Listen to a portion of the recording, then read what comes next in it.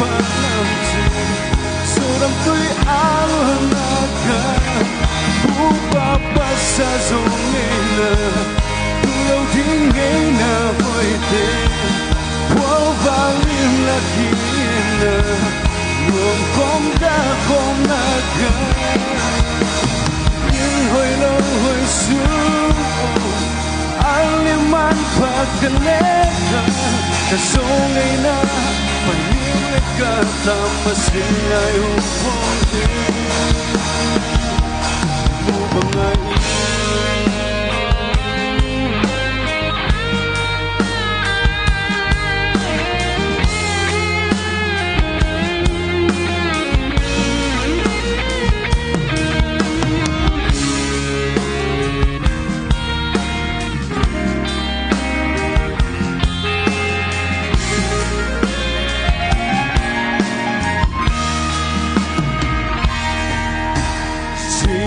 Zina sim phang qua nên le don giờ le tông kita hui kilan dan home kitang tông kisan telo sing talaka sam sim tông zil di lung ka gel chia so pao so kama ken nuông sa zoi thang mol ku Zamangin homan demi Siang vài bằng hôn chân So low So lên thế từ dài đầy hồn Cả vùng khán giả dài Nghe so quý tông phá làm chi